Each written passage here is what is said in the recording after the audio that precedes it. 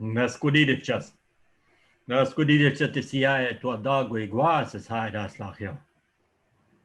These words, these are the words of the native people that once lived here on the 7 hills of Seattle. These are the words of the Duwamish people and of my great-great-great-great-grandfather, this person the world knows as Chief Seattle. As native people, we're beginning to speak once again in our own way. And so it's my honor to be before you here today and say, thank you, my friends, for your hearts. For your attention. For your strength. This means a long time ago. The Sapa, Okitidov, at the shores of Alki Beach, so to be at the past. That a long time ago, my great-great-great-great-grandfather stood on the shores of Alki, and he said something like this. He said, come ashore, my friend, onto this land of the Duwamish. Onto this old land of the Duwamish. And so this is who we are as Duwamish people.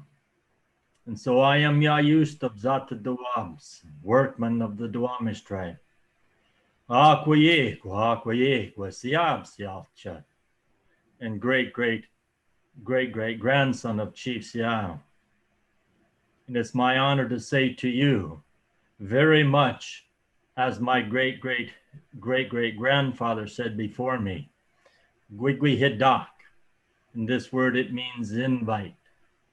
And because we recognize that the world is so small today, a very small place, we repeat this 3 times, which means the whole world is invited to this new place.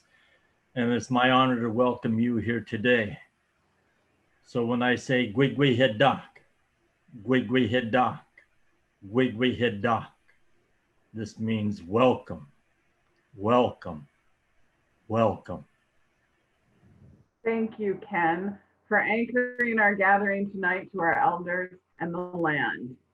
Ken Workman is from the Duwamish tribe, and as he mentioned, he is the great-great-great-great-grandson of Chief Seattle, but he is also the great-great-great-nephew of Princess Angeline. Welcome to our 2021 Port of Seattle Commissioners Candidate Forum.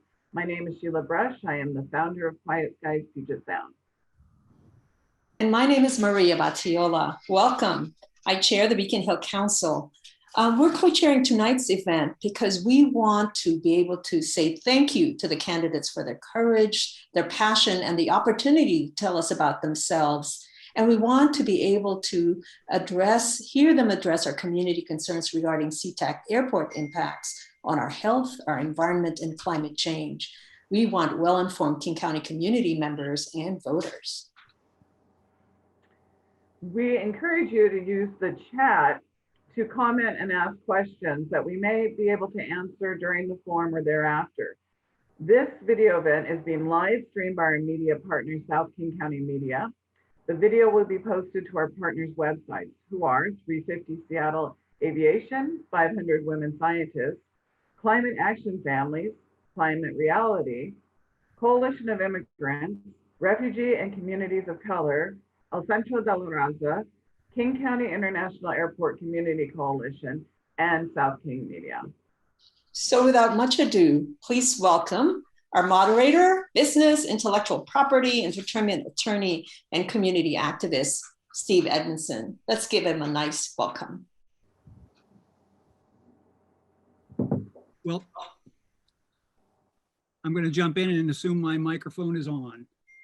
Welcome to our viewing audience, and thank you for participating in this candidate forum.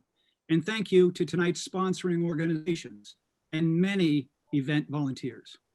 And a special thank you to our candidates for Port of Seattle Commissioner Position 1, incumbent Ryan Calkins and challenger Norm Siegler. For Position 3, incumbent Stephanie Bowman and challenger Norm Ziegler. Excuse me. Position 3 is incumbent Stephanie Bowman and challenger Hamdi Muhammad. And for position 4, incumbent Peter Steinbrook and challenger Toshiko Hasagawa. My name is Steve Edmondson. I can almost guarantee something will go wrong. We have a lot of moving parts tonight, but I'm also confident there is a lot of essential information coming your way in the next 2 hours. Tonight we have, in effect, 3 individual debates, one right after the other. Each debate will feature 2 candidates seeking your vote for a Port of Seattle Commission seat. Each limited debate is designed to last approximately 35 minutes. The order of the debates is as follows. First up will be the debate between the candidates for Port of Seattle Commission position 1, followed by position 3, and finally position 4. Our first debate tonight for position 1 is between incumbent Ryan Culkins and challenger Norm Siegler. While our position candidates are getting into place, I want to begin to tell you about our 9 sponsors. I will talk about 3 of them before each round. These organizations collaborate, work on different parts of the problems we face, and find solutions. You've met our event co-chairs. They're from Quiet Skies Puget Sound. Quiet Skies has been advocating since 2015 for cities around the airport: OBrien, Des Moines, Federal Way, Normandy Park, SeaTac, and Tukwila. They say if you're hearing it, you're breathing it. Beacon Hill Council and the Environmental Justice Coordinator for El Centro de la Raza work together to bring attention to their aircraft pollution impacted community. Their recent victory is getting the King County government to include, for the very first time, aircraft greenhouse gas emissions in the 2021 Strategic Climate Action Plan. Again, our first debate tonight for position 1 is between incumbent Ryan Culkins and challenger Norm Siegler. Let's welcome them with virtual claps. Candidates, here is the format for tonight's 35-minute debate. First, each of you will have 2 minutes to introduce yourself to the audience. Then 4 questions will be asked. Candidates will take turns being the first to respond. The first candidate will have 2 minutes to answer. Then the other candidate will have 1 minute to reply or comment. Then we will move directly to the next question. After all 4 questions, you will each ask your opponent a question. Your opponent will then have 1 minute to respond. Finally, your debate will conclude with a short lightning round of yes or no questions. To remain on schedule, we will have a clock timer that will appear on your screen. We will need to treat this timer as an absolute, and I will interrupt to advise you when there are 10 seconds remaining on your clock. I will also interrupt you after the time expires, if needed, by thanking you for your answer. That's the cue to stop. Finally, we are grateful that tonight's forum is being translated to 7 languages spoken by our communities.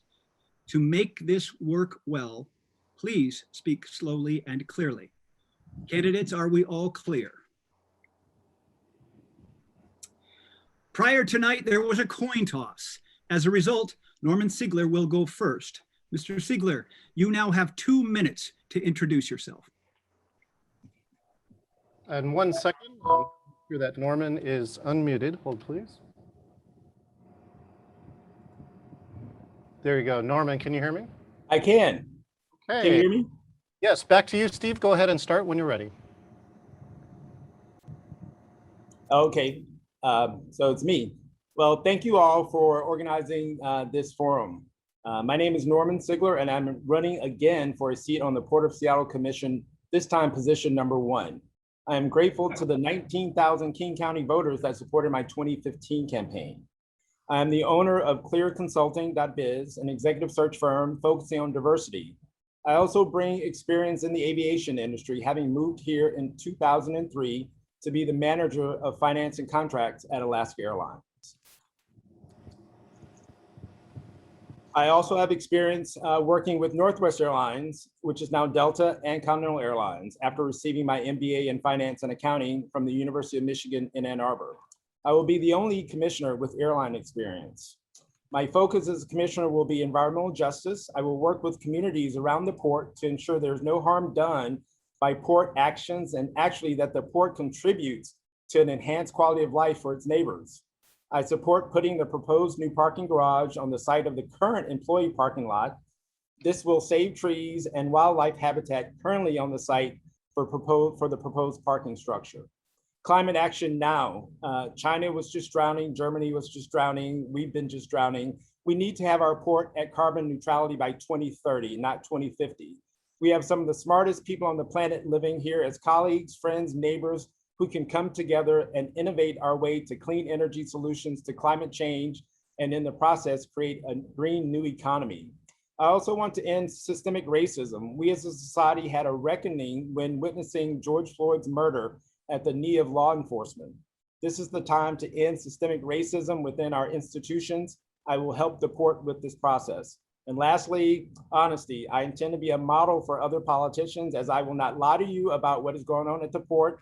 I am disgusted by elected officials who knowingly lie to us for political gain or out of political cowardice. I humbly ask for your support and vote. Thank you very much. Thank you, Mr. Siegler. Mr. Calkins, you have 2 minutes. Introduce yourself. Thanks, Steve. So 4 years ago, I ran for the Port of Seattle Commission as a newcomer to politics. Voters took a chance on me based on my commitment to environmental justice and shared prosperity. In my bid for re-election, the Sierra Club, Washington Conservation Voters, SEIU 6 and 775, firefighters, Teamsters, laborers, carpenters, Attorney General Bob Ferguson, Congress members Jayapal Smith and Larson, as well as dozens of elected leaders from around King County have endorsed my campaign. I want to especially thank Senators Wilson and Wynn and Representatives Gregerson, Cody, Fitzgibbon, and Johnson, who represent parts of our county most impacted by port operations. The Port of Seattle is a key economic driver for our region, supporting tens of thousands of family wage jobs and hundreds of local small businesses. As a commissioner, I have worked to preserve jobs and to create new ones. And just as important, I've opened new opportunities for everyone to share in the prosperity of a growing economy, including the establishment of Maritime High School, which opens this fall in Des Moines. I have worked hard to make the Port of Seattle an environmental leader, demonstrating that economic growth and sustainability are not at odds. Done right, responding to climate change can mean new jobs and industries for our region. We need to overhaul the way we fuel our ships and planes and trucks before it's too late. That's why we cut our carbon emissions in half, 10 years ahead of schedule, and are pursuing the most ambitious environmental agenda of any port in the nation. At the same time, I know that there is much more to be done. We need to accelerate our transition to clean fuels, support the development of electric aviation, explore high-speed ground transportation, and focus on industries that reverse climate change, like renewable energy. I love this job, and I am so grateful for the privilege to serve in this role. And I look forward to a vigorous debate on port issues tonight. Thank you, Mr. Calkins. We now move to the 4 questions. The first candidate responding will have 2 minutes to answer. The second candidate will then have 1 minute to respond. The first question tonight is from Quiet Skies Puget Sound on the subject of public health and SeaTac airport operations. The question will be asked by Sheila Brush, Quiet Skies founder. Because we are taking turns, Mr. Calkins, you will now first respond and you will have 2 minutes. Sheila Brush, the room is yours. Just last December, Public Health Seattle and King County produced the Washington Legislator, a 96-page report titled Community Health and Airport Operations Related Noise and Air Pollution. The report directly addressed the health of communities within 10 miles of SeaTac Airport, over 600,000 people. The report recognized that over 50% of the people in King County identifying as Black, African American, Hispanic, Latino, Native Hawaiian, Pacific Islander live within 10 miles of the airport. These same communities have higher poverty levels than the rest of the county, lower reading standards, and lower graduation rates. Nearly 25% are immigrants. With a focus upon these vulnerable populations, the report identified noise and air pollution from airport operations as causal, the highest rate for negative health outcomes for heart disease, stroke, respiratory disease, premature birth, and cancer. Between 1 and 10 miles from SeaTac, deaths from cancer were up to 1.4 times higher than expected. Deaths from heart disease were up 2.3 times higher, and deaths from stroke up 1.9 times higher. The report recommends efforts and strategies now to address the identified health disparities and to mitigate the public health impacts of our airport and noise pollution. The question to you is, how do you respond to the airport neighborhood community public health crisis reflected in this report? And will you commit today to adopt the report's findings and to fund the report's recommendation? Why or why not? Mr. Calkins, you have 2 minutes to respond. I think what you're pointing to is the concerns we have in living in an economy dominated by fossil fuels, and we need to address that both in aviation, in shipping and maritime, in our transportation system writ large, and the way we move people and goods around. And I think the emphasis that you've talked about is the lack of environmental justice, right? Those most affected by a fossil fuel economy are those historically most impacted by all sorts of things, as we've seen in all sorts of public health impacts, as you listed. The other concept, aside from seeking environmental justice for our community, is a just transition from that fossil fuel economy. So obviously the impact of the airport is pretty significant in our communities. Could we immediately turn off the airport and end those impacts? We could, and then we would unfortunately create new impacts for the communities around us in terms of economic impacts and others. And so what I'm trying to do is find the quickest way to get both a just transition and environmental justice for our communities. With regard to the specifics of the study that you mentioned, I am wholeheartedly on board with advocating for what the port can do to advance those goals, recognizing that the port resides within a patchwork of overlapping jurisdictions that include federal law, state law, and local law. And we will do everything we can. I will do everything I can to ensure that we're seeking environmental justice for the port impacted communities. Thank you. Thank you. Oh, good. We have Mr. Siegler. Thank you for staying with us. I'm here all night. You now have 1 minute to respond or comment. Sure. At first, thank you for the question. My first comment is I acknowledge the truth of the report. I don't see any reason to acknowledge why the report is not true. And so I'll answer the last part of that question. Yes, I will take into account, and under my administration as a commissioner, those findings from that report. I intend to work with organizations in our community addressing environmental concern, specifically Front and Center has done a lot of work in this regard in their disparities outcome mapping project with the University of Washington. So I will invite them to be part of my coalition in my seat on the Port Commission. I think also we need to create a war on pollution in all aspects of that word. The pollution is the component that is killing all of us, destroying the planet as we know it to be inhabitable for humans. 10 seconds. Okay, thank you. And so in that regard, yes, I believe in the report. I think the port needs to invest some of its excess profits into helping those impacted by the pollution that the port generates. Thank you. The second question tonight is from Maritza Lauriano Ortega, Environmental Justice Coordinator for El Centro de la Raza. Do we have Maritza? Hi, everybody. My name is Maritza Lauriano, and I serve as the environmental educator at El Centro de la Raza. So the over 250,000 of people that SeaTac Airport impacts include 50% people of color and more than 1 out of 4 are immigrants and refugees. Our communities are more vulnerable as shown by the COVID pandemic experience of higher rates of infection, hospitalizations, and deaths that is statistically significantly higher than the white population in King County. Beacon Hill, Duwamish Valley, Chinatown International Districts, and parts of the Rainier Valley are under the flight path. At our beloved Beacon Hill, airplanes fly as often as every minute and a half 2.5 to 3 minutes. What will you do to mitigate the harsher impact on our people of color, immigrants, and refugee communities to help us become more resilient? Thank you for that question, Maritza. And again, I will work with your organizations and organizations on the ground who have already developed ideas and potential solutions to these problems, because I don't want to recreate the wheel, what's been already done. I think that the port also, as Ryan said, that we need to look at short haul flights and incorporate high-speed rail in our transportation network. And that way we can get rid of a lot of short haul flights that are under 500 miles in distance.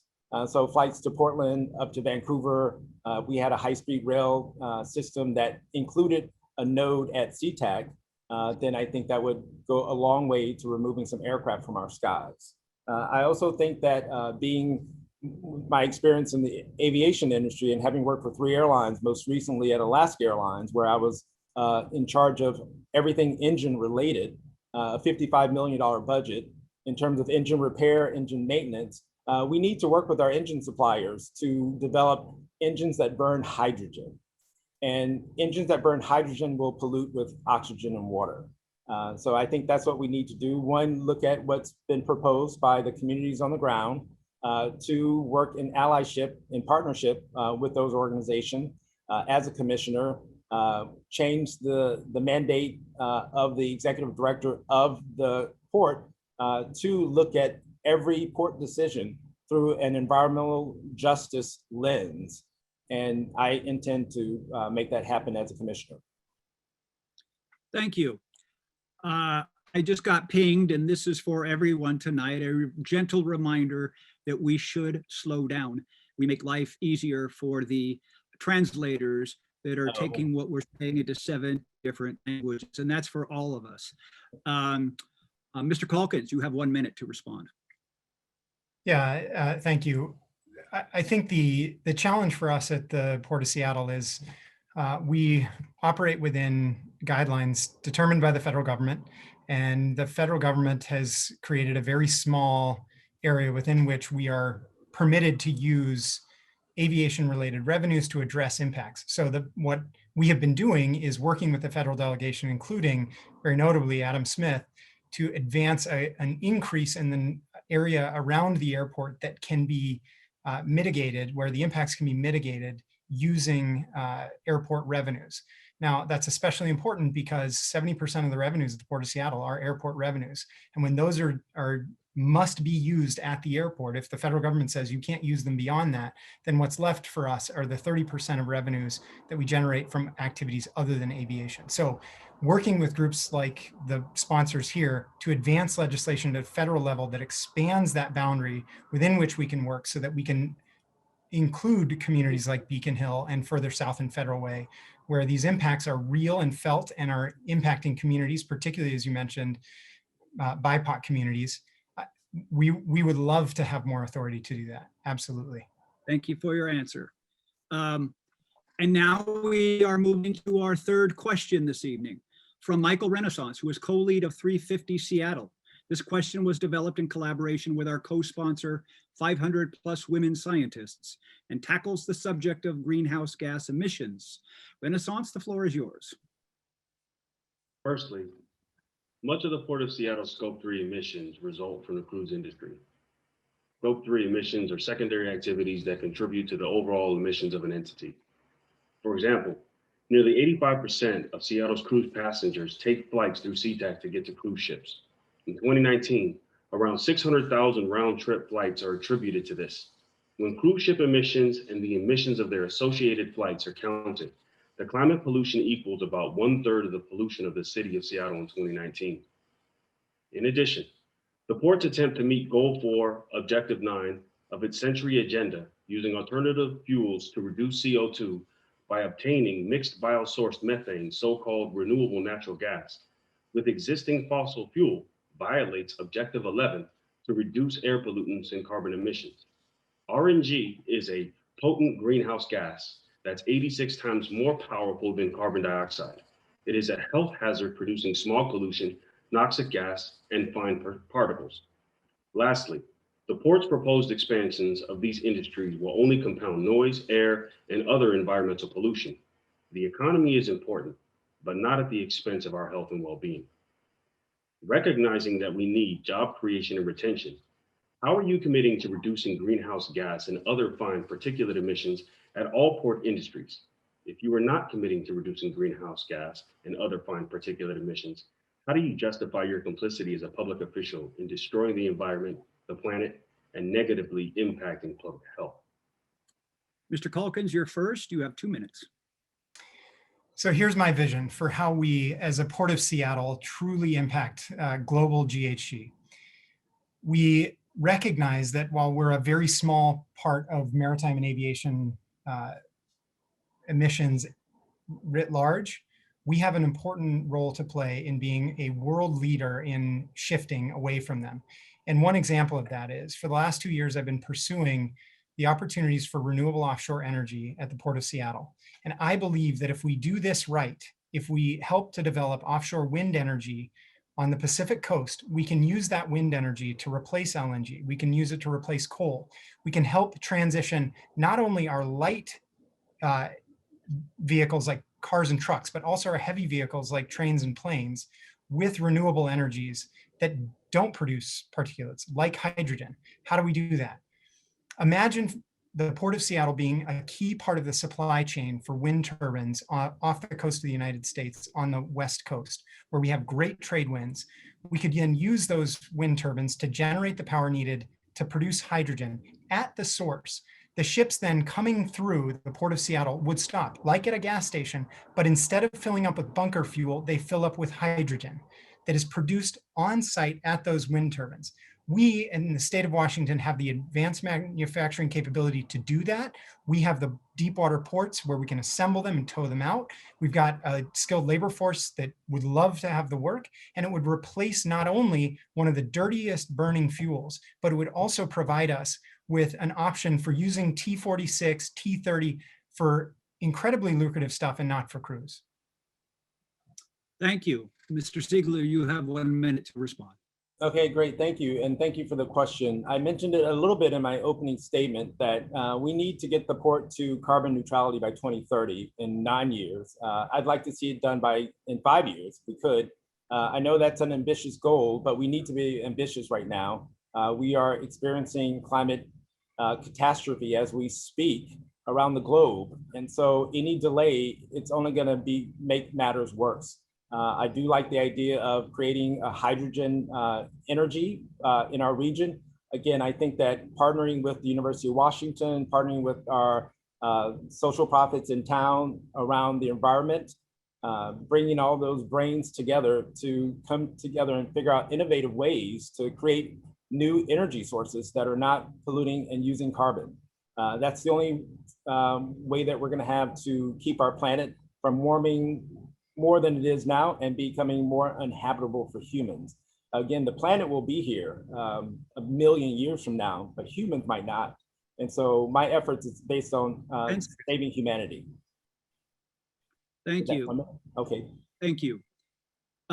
We are now moving on to our fourth question for the evening. Can we transition and make sure we have Paige on screen? The fourth question will be asked by Paige Robertson, who is affected by living under the flight path and is an informed climate and justice advocate. Paige, the floor is yours. We understand that air and noise pollution from airplanes already harm our parents and us and the planet. We are learning that SeaTac Airport wants to expand so it can service the 40% increase in takeoffs and landings. Why would you want to do that when it is already harmful to our health and the planet? What will you do as Port Commissioner to prevent this added harm and tell us you care about our generation who has to live with all this mess?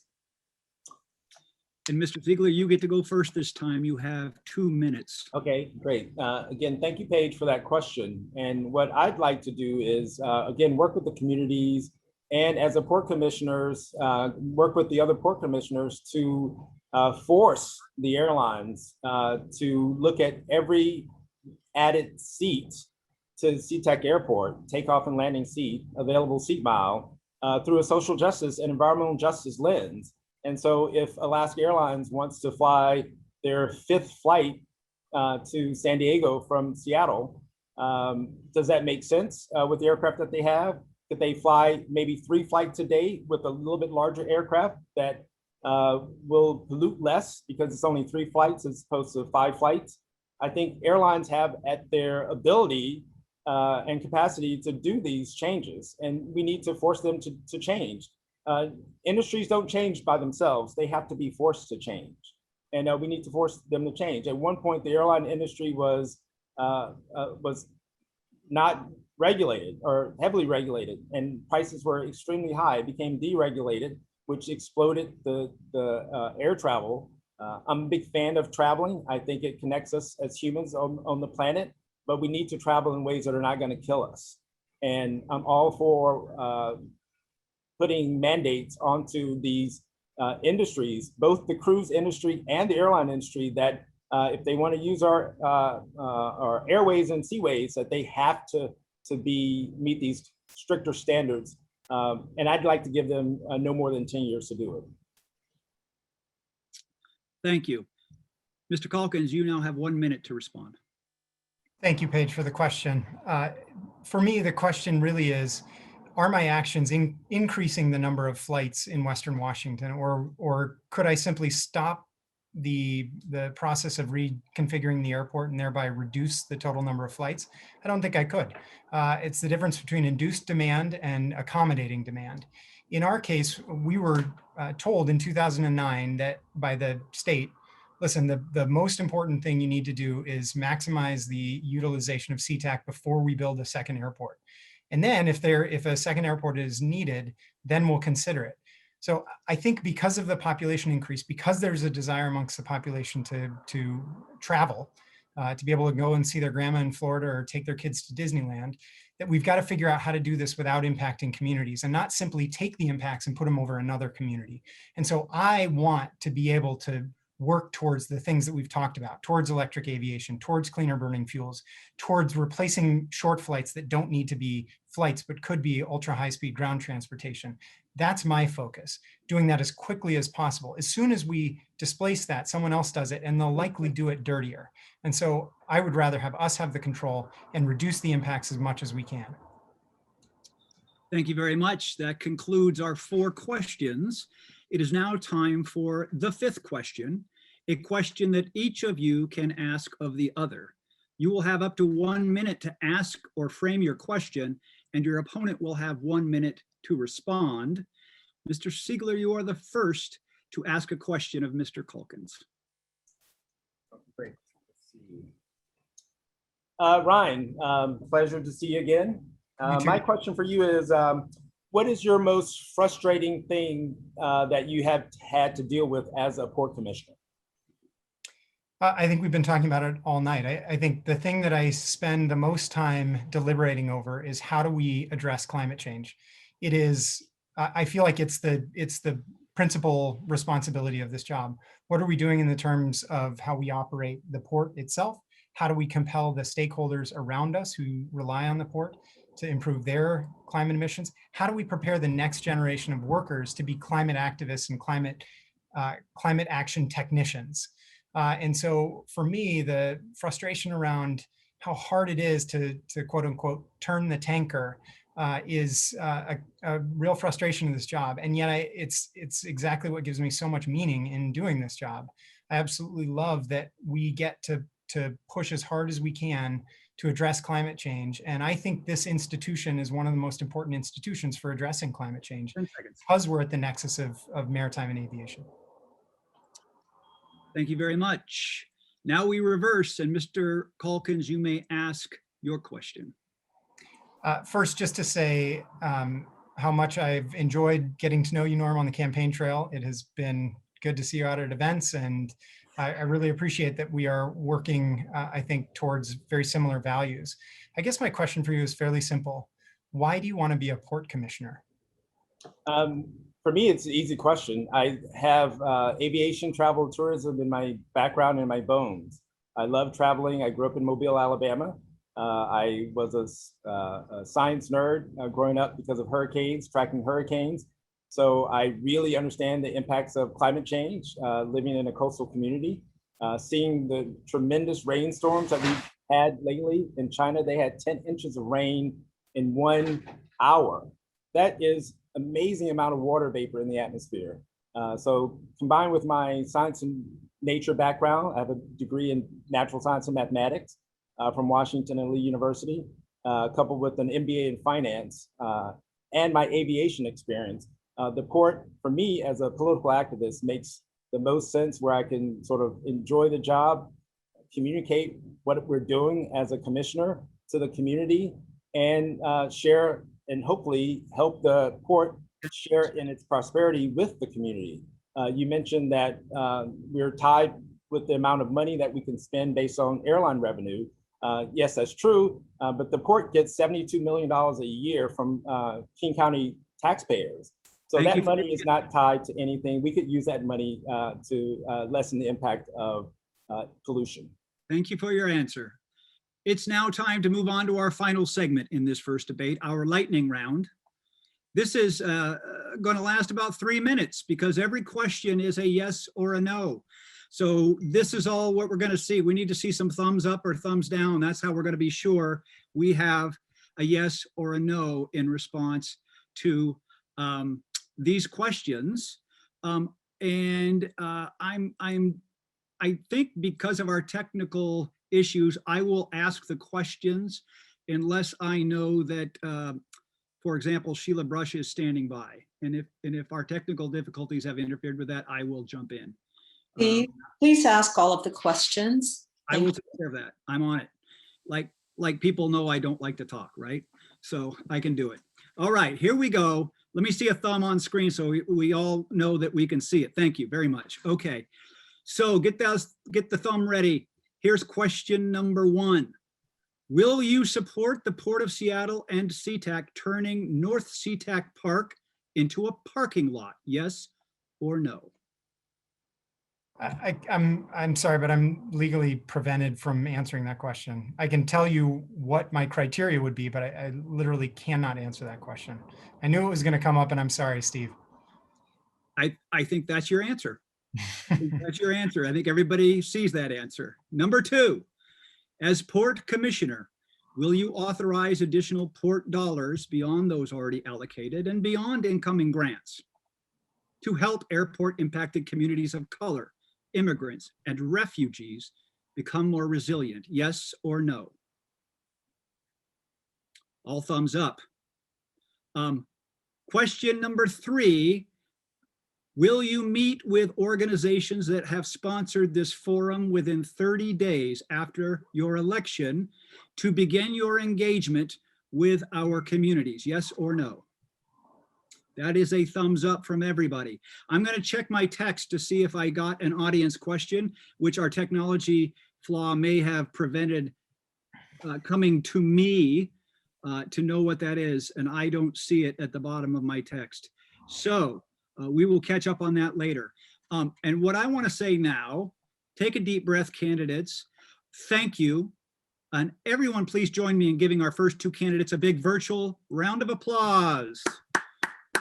Do that now. They can see it. That's what this is. Okay. There, in a perfect world, which we know we don't live in a perfect world, there will be a link to a straw poll in the chat box, but we probably don't have that. If it shows up, give us your opinion.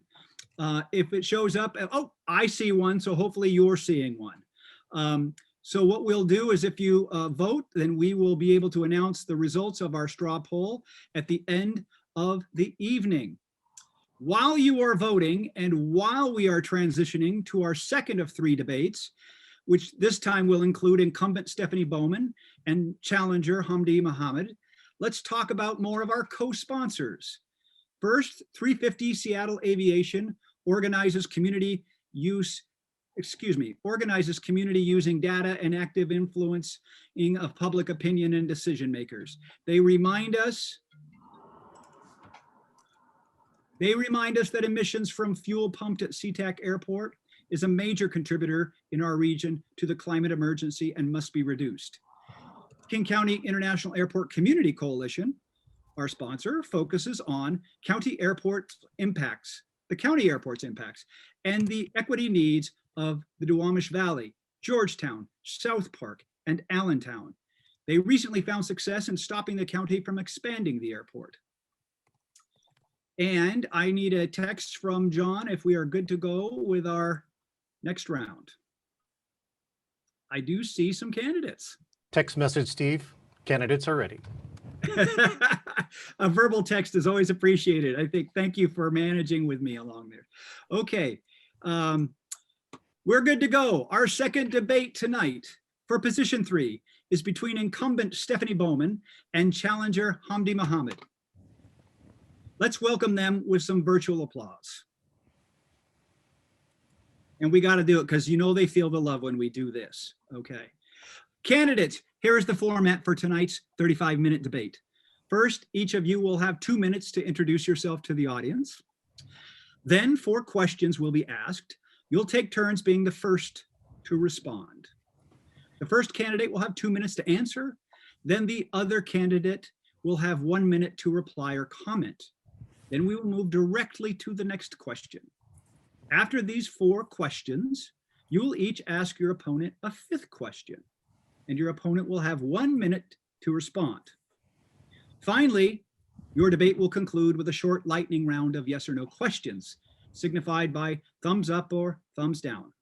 To remain on schedule, we want to have a clock timer on screen, but our tech may not be allowing for that right now, so I will do my best to be a timekeeper, and I'll give you a heads up on a 10 seconds remaining. And if we go beyond that, I will sort of say thank you for your answer, and that is the cue to stop. Okay, so finally, we are grateful that tonight's forum is being translated into 7 different languages. To make this work well, and this is a big problem for yours truly, speak slowly and clearly if you can. Everybody clear? Good. Prior to tonight, there was a coin toss, and as a result, Stephanie Bowman will go first. Ms. Bowman, you now have 2 minutes to introduce yourself. Fabulous. Well, good evening, everybody, and thank you so much for making the time out of your busy schedules and time with family to be here tonight to learn more about the port and how it impacts all of our communities. My name is Stephanie Bowman, and I've served on the Port Commission for about 6.5 years. I'm a proud resident of Beacon Hill, where I've lived for more than 14 years. I tell people frequently that while I don't live in an airport community, I live in an airport impacted community. And I've spent my time on the Port Commission being a strong advocate for all of those impacted by airport operations. During the day, I serve as the executive director of Washington ABC, a statewide nonprofit that works with low-income communities to help them build assets in order to move into the middle class and alleviate poverty. I've done this work for 10 years. It's a core to who I am, and I bring these values to the Port Commission.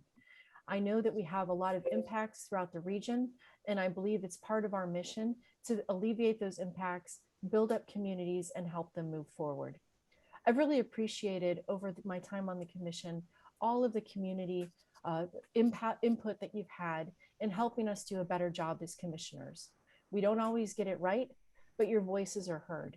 I appreciate all of those of you that have showed up to commission meetings, have emailed and called over the years, expressing your concerns with the airport. It's helped us to get better, but we have a long way to go. The commission that you have now is very committed to sustainability and environmental justice and social justice. We have a lot of new programs that we've committed to over the years, and I'm thrilled to carry those things forward in my next 4 years as your Port Commissioner. I appreciate that we're having a debate tonight about the most important issues facing this community, and I'm here to listen as much as I am to talk. So thank you very much for your time, and I'm glad to be here. Thank you very much, Ms. Bowman. Ms. Muhammad, you have 2 minutes to introduce yourself tonight. Hi, everyone. My name is Hamdi Muhammad. My pronouns are she and her. And first, I just want to give a special thank you to the organizers of tonight's event. As one of the only campaigns in the nation to launch with multiple languages, over 10 languages, including ASL, I want to salute you for being intentional about the importance of accessibility for our communities. I hope to include language access as part of the Port Century agenda, its strategic plan. We don't have to wait another century to do that. And again, I want to say thank you all for organizing this and for giving me the opportunity to share my candidacy for the Port of Seattle Commission Position 3. I'm honored to share that our Port for the People race has been endorsed by so many of our local unions, which in total make up over 100,000 members from all walks of life. Also, the endorsements from the Washington Conservation Voters and over 50 elected officials, including so many of our leaders from the airport community. A little bit about myself. I came to the US when I was 3 years old. And one of my first ports of entries was at SeaTac Airport. And growing up, I watched my mom juggle her job at that same airport. And today I live in SeaTac, 1.5 miles away from that airport with my husband, and am a proud member of the South King County community and have dedicated my life to public service, helping families, small businesses and communities, both at the local level and at the federal level. I serve as a policy advisor for King County and advise on the county's $12 billion budget. I've managed millions of COVID-19 response funds that went directly to our community-based organizations. And why I decided to run for the Port of Seattle Commission, it's for a couple of reasons. One, due to the lack of regional representation, the port's operations significantly impact cities in South King County, and currently none of our port commissioners live in that area. We are a community that is hit the hardest by environmental and economic decisions made by the port. And secondly, I want to be able to bring my expertise in equitable economic development and job creation to the Port of Seattle in such a critical time for economic recovery. Thank you all, and I'm looking forward to answering questions tonight. Well, thank you very much, Ms. Muhammad. We will now move to our 4 questions. And I know that we'll need to make sure that Sheila is available on screen. I will provide the preamble while we do that transition. The first question for the candidates is from Quiet Skies Puget Sound on the subject of public health and SeaTac Airport operations. The question will be asked by Sheila Brush, Quiet Skies founder. Because we're taking turns, Ms. Muhammad, you will be responding first to this question, and you'll have 2 minutes. Sheila Brush, the floor is yours. Just last December, Public Health Seattle and King County produced for the Washington legislature a 96-page report titled Community Health and Airport Operations Related Noise and Air Pollution. The report directly addressed the health of communities within 10 miles of SeaTac Airport, over 600,000 people. The report recognized that over 50% of the people in King County identified as Black, African American, Hispanic, Latino, Native Hawaiian, Pacific Islander live within 10 miles of the airport. These same communities have higher poverty levels than the rest of the county, lower reading standards, and lower graduation rates. Nearly 25% are immigrants. With a focus upon the vulnerable populations, the report identified noise and air pollution from airports operation as causal. The highest rating for negative health outcome for heart disease, stroke, respiratory disease, premature birth, and cancer. Between 1 and 10 miles from SeaTac, deaths from cancers were up to 1.4 times higher than expected, deaths from heart disease 2.3 times higher, and deaths from stroke up 1.9 times higher. The report recommends effort and strategies now to address the identified health disparities and to mitigate the public health impact of our airport, air, and noise pollution. The question to you is, how do you respond to the airport neighborhood community public health crisis reflected in this report?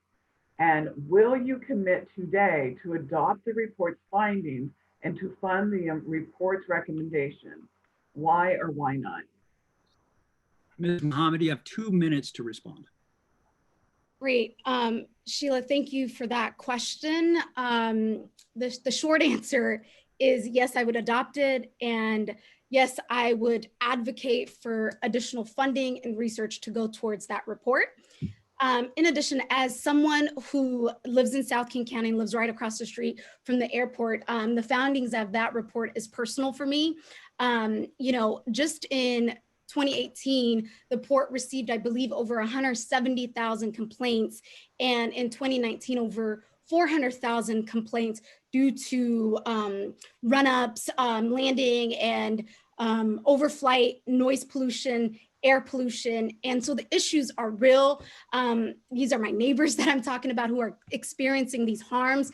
And we need to be able to look at the impacts that the airport is having from a public health lens for sure. And one of the things that I would actually like to do as someone who works for King County and have been on the COVID-19 response team since the pandemic hit, one of the ideas that I would like to bring forth is I would like to see the Port of Seattle engage King County around a regional health proviso pilot program that the county has. Basically, King County looked at how to provide health insurance to everyone in King County. And that report that Sheila, you were stating, one of the things that you were saying and it states is that adults near the airport are more likely to be uninsured than in any other part of King County. And the percentage is about 4 or probably 6% now with COVID. And so we can do this, right? The county can do it in partnership with the state, in partnership with our largest economic engine, right? The Port of Seattle. And so I would like to see the port push forward and support that proviso program and see how we can actually provide healthcare to everyone in our county, which is a small percentage. And I can't go into details about that report, but it's worth also looking at. Also, the other thing that I would like to do is advocate for I will go on if you don't stop me. Thank you for your answer. Wonderful. Okay, Ms. Bowman, you have 1 minute to respond. Great, I'll be brief. So I absolutely support the study, and all of the studies have been done, including the UW study that I advocated for funding, that the port support that as well. These impacts are real. Those of you that live around near the airport, or even those of us in Beacon Hill that are in airport impacted communities, know that we have direct health impacts from noise and from pollution from airport travel. That's not a secret, but the studies are important. We need that data. That data helps us go to the FAA and the federal government and the state government to get the sort of support that we need. CTAC can't do it alone. While we can be advocates for funding these programs, we also need the federal government to be involved. I really appreciate the community members have stepped forward to, with Congressman Smith to lobby the FAA for changes so that we can protect the health of those that live around the airport.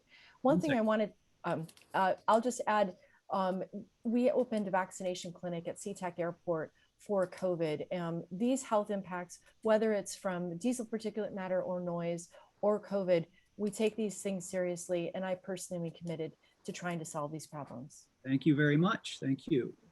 And we will now go to our second question for the night, and we'll do a transition, and I'm sure find Maritza on screen. The second question tonight is from Maritza Lauriano Ortega, Environmental Justice Coordinator for El Centro de la Raza. Ms. Bowman, you will be the first to respond, and you'll have 2 minutes. Maritza, welcome. Yes, hello.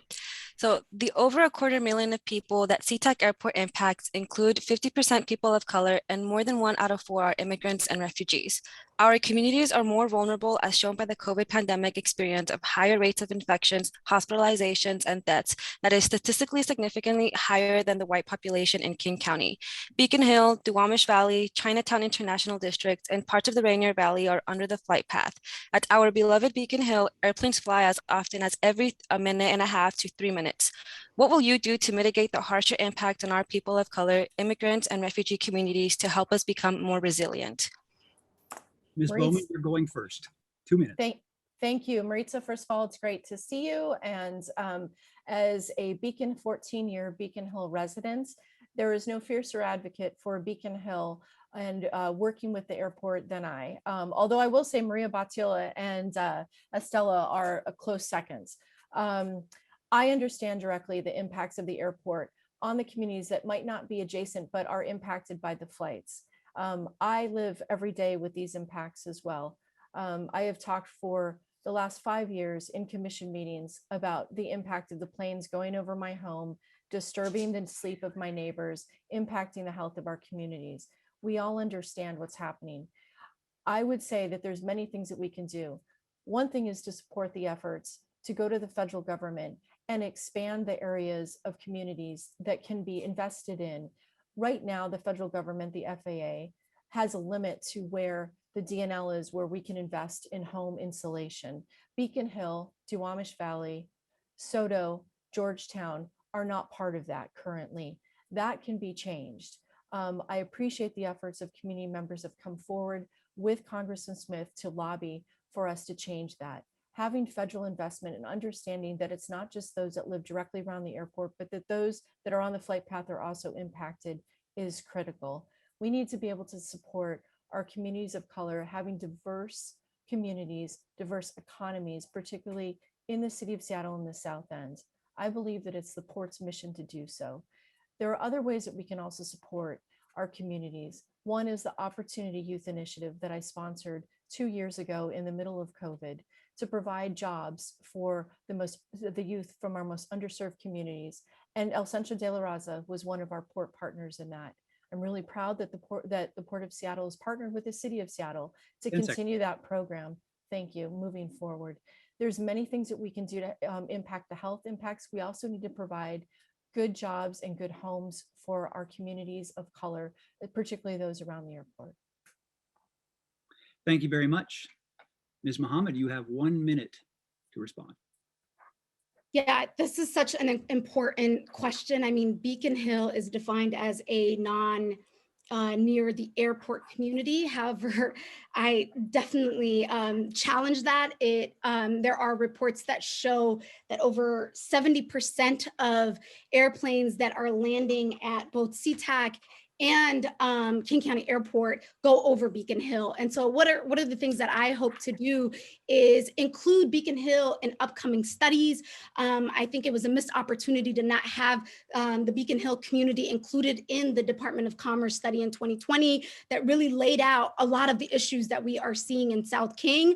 Also pushing for federal investments, mitigation assistance on the federal level, looking at regional pots of money that we can create in partnership with the port and other state agencies to support mitigation. And I'm proud to say that I've been endorsed by Congressman Adam Smith and U.S. Congresswoman Jayapal, and will be a fierce advocate for not only Beacon Hill, but airport communities as a whole. Thank you. Thank you very much, candidates. Now we're moving to our third question of the evening. This from Michael Renaissance, co-lead of 350 Seattle Aviation. This question was developed in collaboration with our co-sponsor, 500 plus women scientists, and tackles the subject of greenhouse gas emissions. Michael Renaissance, the floor is yours. Good evening. Thank you both for being here. Firstly, much of the Port of Seattle Scope 3 emissions result from the cruise industry. Scope 3 emissions are secondary activities that contribute to the overall emissions of an entity.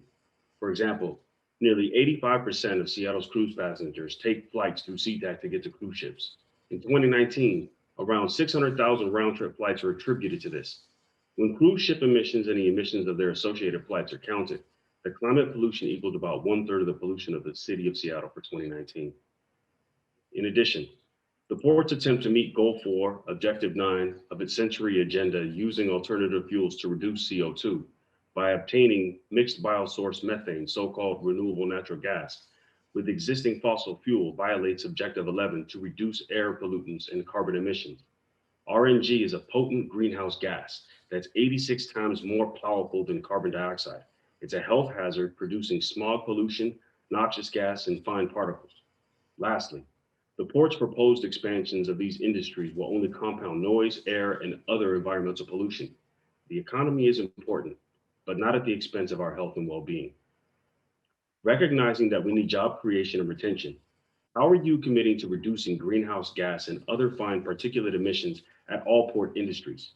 If you are not committing to reducing greenhouse gas and other fine particulate emissions, how do you justify your complicity as a public official in destroying the environment, the planet, and negatively impacting public health?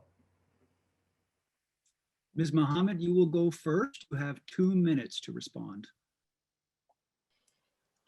Thank you, Renaissance, for that question. It's one that is layered, and the short answer is I am very much committed to reducing emissions and even pushing further on the port's goals around reduction by 50% by 2030. We have to do everything we can to address climate change. It is a crisis, and we have to act like it is a crisis. In the same way that we saw the response to COVID-19 and putting up testing sites all over this region and pouring money into it, we need to be able to do the same thing with the climate issue as well. In regards to crews, I would say, we really need to look into limiting the cruise ships in our region, right? It is an existing problem. I understand it adds a lot of dollars into our economy, but I'm more of a stronger advocate for Terminal 46. Commissioner Bowman knows this, advocating for Terminal 46 to even be a cargo terminal as opposed to a cruise terminal, or looking at repurposing it for ferry terminal, right? And helping support our transportation in our region, right? And so electrifying our port is a top priority for me. Investing in things and looking at opportunities around high-speed rail is some of the things that I would like to see. Investing in more solar panels and high capacity shore power is what I would like to look into and push forward. We need to invest in mobile charging stations and other emerging technologies that we are seeing come online. And so I'll advocate for that. And there are so many community experts who I hope to be in partnership with in helping address this very important issue. Thank you. Thank you. Ms. Bowman, you will have 1 minute to respond. Thank you. Well, so can I first would like to do a call out to the 500 women plus scientists. Awesome. Thank you for the question. It is the fundamental question of our time, and it's the fundamental question that faces every port commissioner. How do you have operations at the airport, at the seaport, at Fisherman's Terminal? How do we support the marinas and still make sure that we are reducing emissions at every single stretch?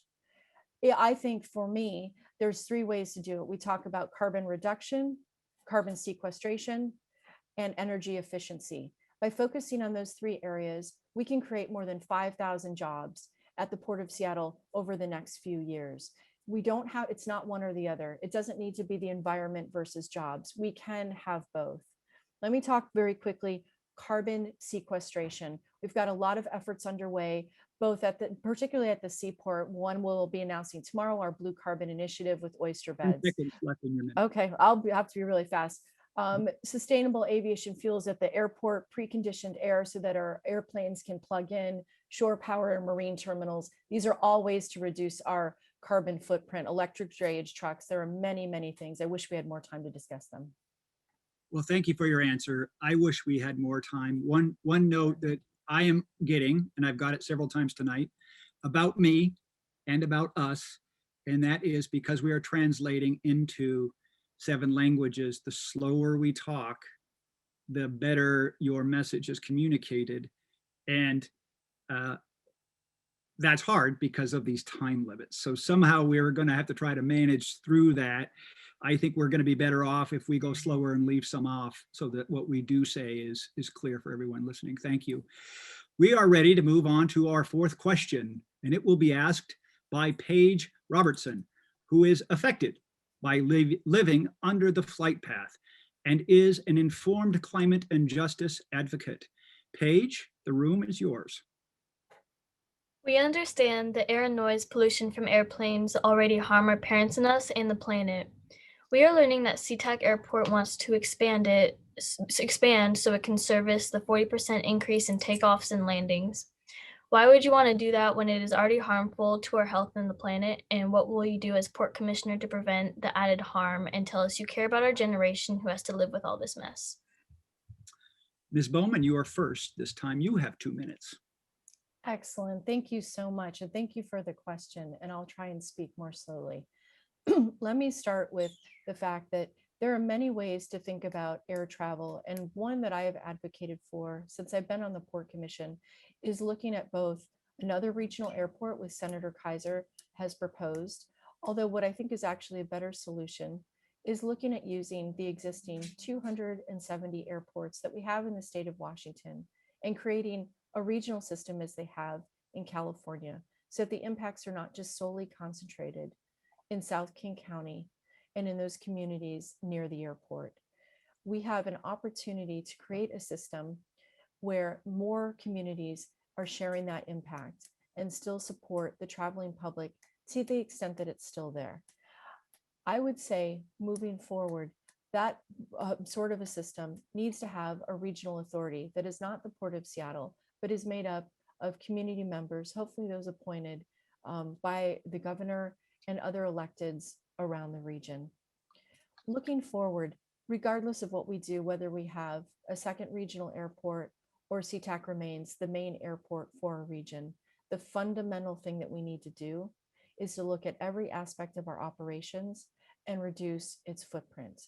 We have an opportunity in every single thing that the port does, whether it's replacing the windows at the South Satellite, which are 40 years old and would be a energy efficiency project, which I just mentioned earlier, whether it's carbon reduction, putting in preconditioned air so that the airplanes can plug in so they're not emitting harmful emissions for those workers on the airfield. We have dozens and dozens of opportunities. I'm proud of the ones that we've had put into the Port of Seattle, but we have so many more to do. Thank you, Steve. And thank you. And Ms. Muhammad, you now have 1 minute to respond. Thank you for the question. In I think 2019, Alaska basically opposed or voiced its opposition to expansion due to security issues. I think it was like passenger clearance and also congestion. So I too don't see how we can continue to expand SeaTac Airport. It's like, where? But I do think and support a second airport, and I think looking at rural areas, places like Moses Lake area would be, a potential location. Constructing high-speed rail from King County to one of those rural location would be smart. Knowing that a lot of the supplies that we are shipping is cargo and is going from headed to Eastern Washington, it makes sense to consider that as a location. And I'm proud to say that I'm endorsed by Senator Karen Kaiser and look forward to partnering with her on this and other elected officials who are leading the efforts around looking at locations for second airports. Thank you.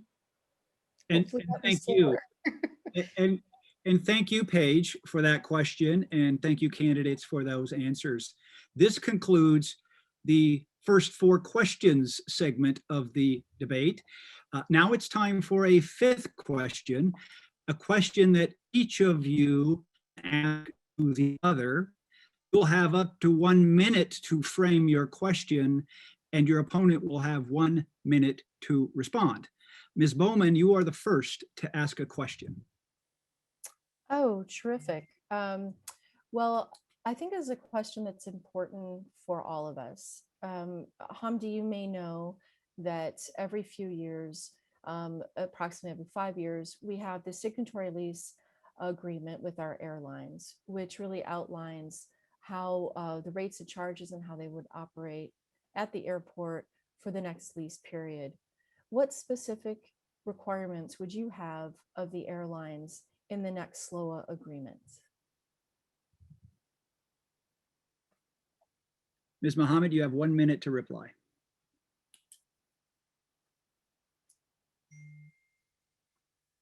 John, I believe we may have lost her. Hold, please.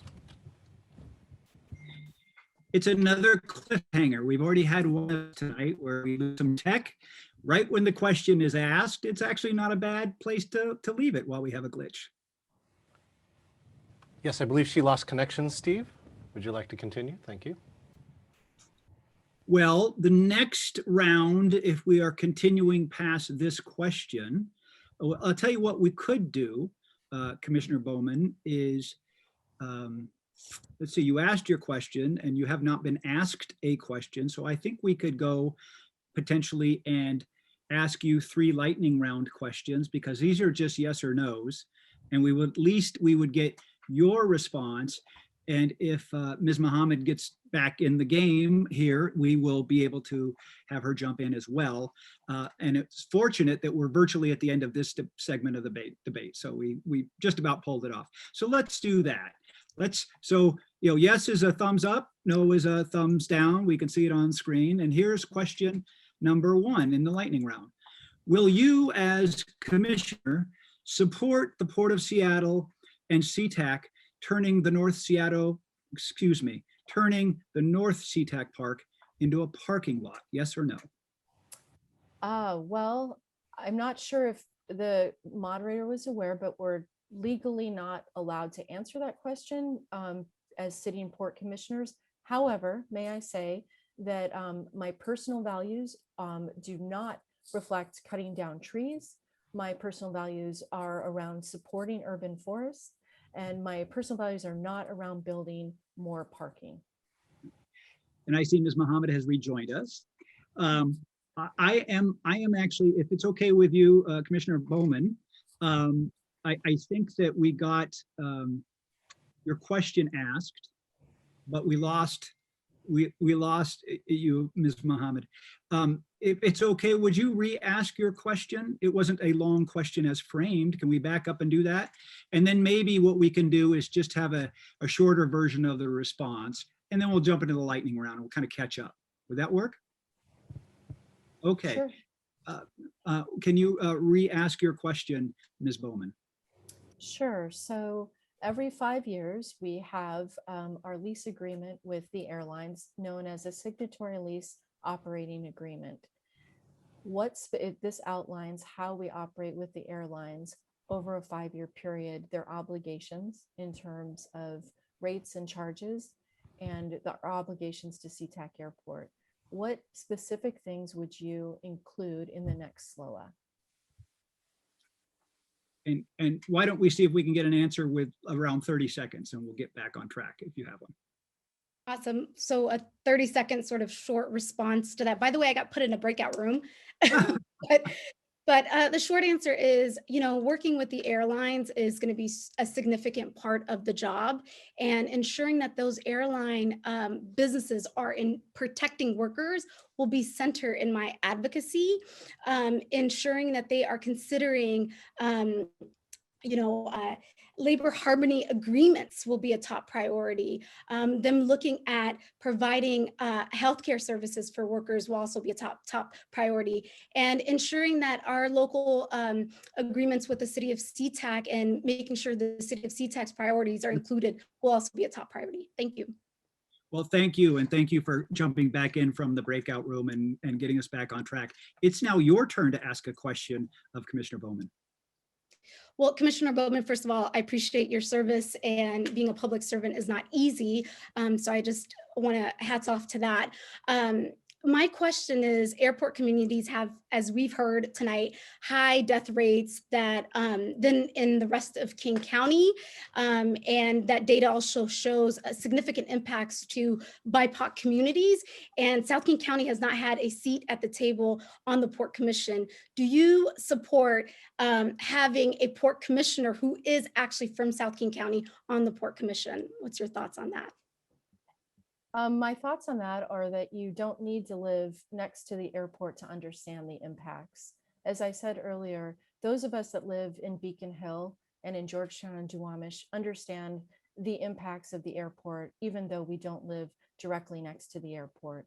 While I think that's important, I think that there's plenty, as I have, Maria Batiola and others that live in Beacon Hill realize we understand what happens at the airport, even though we don't live next to it. The most important thing is to be an advocate for community. It's the single most important thing. It doesn't matter where you live. It matters that you're listening to people, that you're taking their input and trying to make change. And that's what I've done on the Port Commission. Thank you for your answer. This brings us to the lightning round. And this is about what we did, Ms. Muhammad, is we did what we call an entertainment. We filled, and we asked Commissioner Bowman one of the lightning round questions. And so we got her answer, and what we're doing is just thumbs up and thumbs down. These are yes or no questions. I'm going to ask you the same question, and I'm only going to ask one more after that, and then we're going to move to the next round just so we get back on track. So the original lightning round question was this: will you as commissioner support the Port of Seattle and SeaTac turning North SeaTac Park into a parking lot? Yes or no? Okay, fair enough. Now let's get everybody back in the lightning round. Number 2, as Port Commissioner, will you authorize additional dollars beyond those already allocated and beyond incoming grants to help airport impacted communities of color, immigrants, and refugees to become more resilient? Yes or no? That is a unanimous yes. I'm going to put one more quick question in. Will you meet with the organizations that are sponsoring this forum tonight within 30 days after the election to begin your engagement with our communities? Yes or no? Unanimous yes. That ends this part of tonight's forum. Thank you to the candidates so much for joining us and for handling our technological glitch. Let's give the candidates a virtual applause. Absolutely, everyone. We should, if we are lucky, see a link to a straw poll in the chat box where you can tell us who you are at least supporting as of tonight. And there it is, it popped up at least on my screen. And while we are voting, we are going to begin transitioning to our third and final of the 3 debates. This will be for, oops, I will, that was interesting. Lost screen for a minute, that's always exciting. I would like to, while we're transitioning, highlight some other of our key co-sponsors of this event. First, Climate Reality Seattle. It's a part of a global organization that was founded in 2006. They work on clean fuels such as wind, solar, and biofuels, carbon pricing to make the polluters pay for their impacts, and are strong networkers. 500 plus women scientists is a national network. Dr. Heather Price co-leads the local effort to make science open, inclusive, and accessible to fight racism, patriarchy, and oppression. Climate Action Families is a Seattle organization committed to having families work together to better understand the issues, change their lifestyle, take local action to fight climate change, and address racism. And if I can get one of those verbal texts from John when we are ready to go, we can transition into debate 3. 1 minute. Peter on the way up. I'm here. It was a lot better than I thought it was going to be. There you go. Somebody's live mic is on in the background. I will take care of that. Back to you, Steve. It looks like we are good to go for debate 3. Our final debate tonight for position 4 is between incumbent Peter Steinbrück and the challenger Toshiko. I'm getting close. I will probably blow that, and that will be considered another technological glitch this evening. Hasegawa. Let's welcome them with virtual claps. We're very happy that you're here. Candidates, here is the format. First, each of you will have 2 minutes to introduce yourself to the audience. Then 4 questions will be asked. Each candidate will take a turn being the first to respond. The first candidate will have 2 minutes. Then the other candidate will have 1 minute to reply or comment. After all 4 questions, you will each have the opportunity to ask your opponent directly a 5th question. Your opponent will have 1 minute to respond. Finally, your debate will conclude with a short lightning round of yes or no questions where we will use our thumbs to visually demonstrate yes or no. Finally, we are very grateful that tonight's forum is being translated to 7 languages spoken by our communities. To make this work well, and I am the prime offender, we need to speak slowly and clearly so those answers that you provide can be translated effectively. Everybody clear? We're good. Prior to tonight, there was a coin toss, and as a result, Peter Steinbruck will go first. Mr. Steinbruck, you have 2 minutes to introduce yourself. All right, Steve, thank you. I'm thrilled to be here. I'm Peter Steinbruck. Hello, Quiet Skies and airport impacted communities of South Martin Luther King County, as well as Beacon Hill and other impacted communities. I am Peter Steinbruck, running for re-election in my first term to the Seattle King County Port Commission. I come from 4 generations of hardworking Northwest activist families. I learned my civics lessons in my childhood during my father's 8-year battle to save the Pike Place market.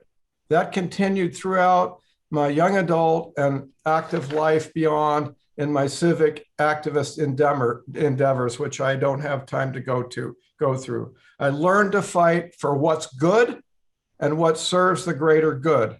That is my guiding light in everything I do. I served 10 years on the city council as an architect. Also, I have a public interest consulting firm with practice in innovative policies for greening cities and bringing sustainable, healthy, walkable cities to retool. And I bring strong ethical leadership, transparency, and broad public policy to the Port of Seattle. One of my key goals has been to engage South King County residents and small businesses more fully in the mission of the port, and us more fully in the needs of our South King County communities that are impacted particularly by the airport area impacts, which I will not deny. We are a special purpose government. We do what we can, and I push the limits to do what we can to promote economic opportunity, equitable jobs, quality of life, health, well-being in a responsible environmental manner. That is my driving purpose. Thank you. And thank you. Ms. Hasegawa, you have 2 minutes to introduce yourself to the audience tonight.